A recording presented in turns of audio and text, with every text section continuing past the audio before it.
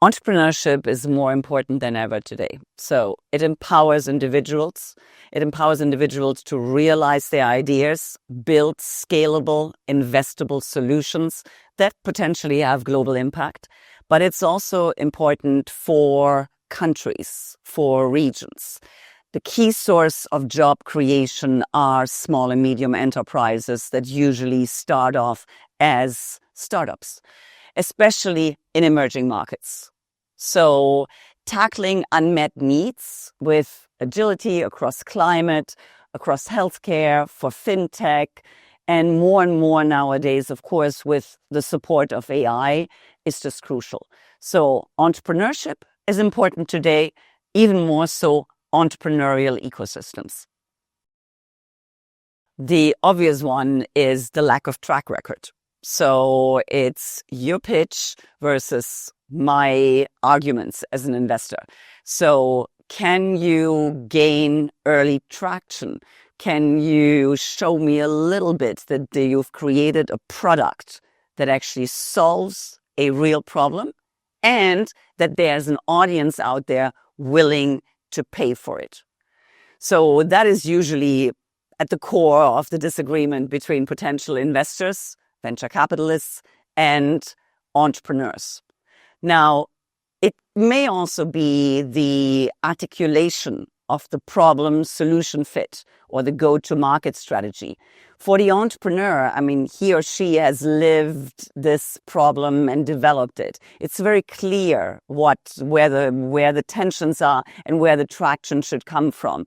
It is not necessarily for an investor who may be listening to 5 to 10 pitches a week. So that's one problem, and that's something that entrepreneurs can really work on to make their problem-solution fit very, very clear. In addition, so having just come out of 2021, 2022, where we saw record-breaking valuations globally, so by now, at times, we still feel that entrepreneurs have overinflated ideas of the valuations of their startups. Now, that obviously doesn't help to attract the right investors. So startups can make themselves clearly appealing to investors. In 2025, that means having a very, very clear evidence on their path to profitability. Now, let me just add here, those kind of focal points, what makes the VC tick, changes over time. If we would have been here 5 years ago, the argument would have been world domination. So whatever basically potentially makes the world go round, will change the world, was the focus of investors. Those days are gone. Today, the investors want to hear very early on in your pitch, what is your path to profitability? Not are you profitable or not, but how will you get to profitability? That means you need to show evidence of demand. Do you have some paying customers? Do you have a wait list? Do you have some partnerships that may open new channels for you?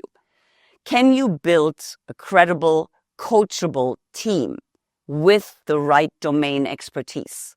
So usually investors prefer to see existing teams rather than single founders. Co-founders are good, but do you have a team? Can you attract the right talent? Can you incentivize them appropriately?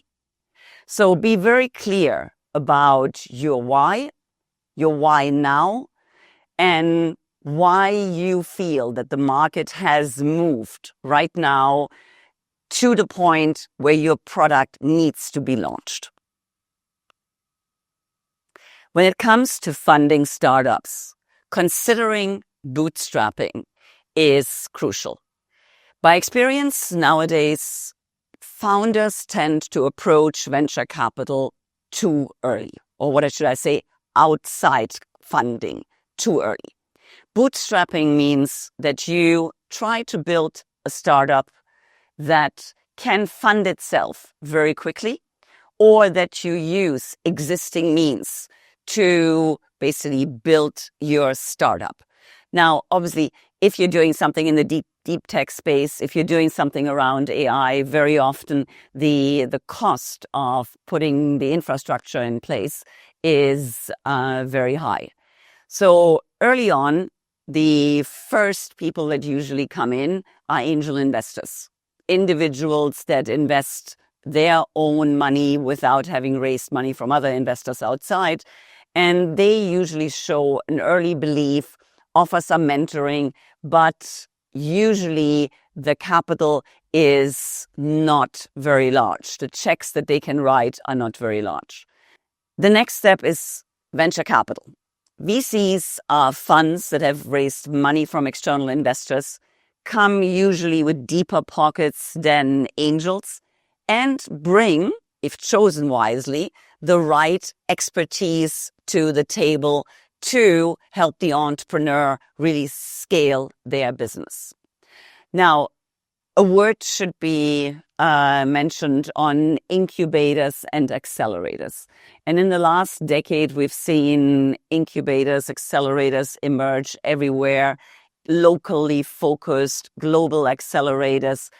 They give access to networks, structure, help a entrepreneur to kind of structure their idea. Do I really want to be in this space? Can you help me find a co-founder potentially and start a team? It's about the right fit ultimately. So it requires a bit of self-awareness from the entrepreneur. Do you know what is missing? Do you know what you can bring to the table? Can you delay external fundraising as long as possible? Bootstrap yourself? Why? The longer you delay your external fundraising, the lower you keep your dilution of your equity. Let me say, the first round raised by a founder will be likely the most expensive capital you will ever raise. Expensive in terms of equity. They must. Otherwise, they were chosen not with the right intent. So there are three things that venture capital firms and their respective partners need to bring to the table. Number one, guidance on growing, building the business. That means they need to be available for the founder, especially during tough times. Do they pick up the phone when the founder has a problem? Secondly, introductions, opening doors, be it to find talent as the young company grows, or particularly opening doors to follow-on investors later on in the process. Crucial, again, to have a VC firm that has the reputation to basically bring all this to the table. And finally, operational best practices, whether it is pricing of products, supply chain, governance, how to structure a fast-growing team, for example.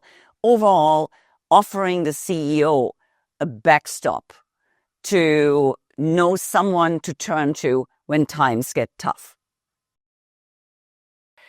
Picking the right VC is absolutely crucial for a very simple reason. Your early stage investors will likely be on your board, in your space for 7 to 10 years. So you better ensure that you get along with your VC, that they really deliver what they promise. So assessing the alignment and assessing that your expectations are realistic is crucial. So entrepreneurs should do their due diligence on the VC partners and the VC funds. Very few entrepreneurs actually do so. They should speak to other entrepreneurs that have worked with that VC for many years to get a sense of whether their expectations will be met or whether they will be disappointed. So talking to portfolio founders is absolutely crucial. What happens post-investment? Will I receive the support that I'm expecting? Ultimately, founders need to remember, this is a long-term relationship that they are building with their VC, not just a one-time transaction.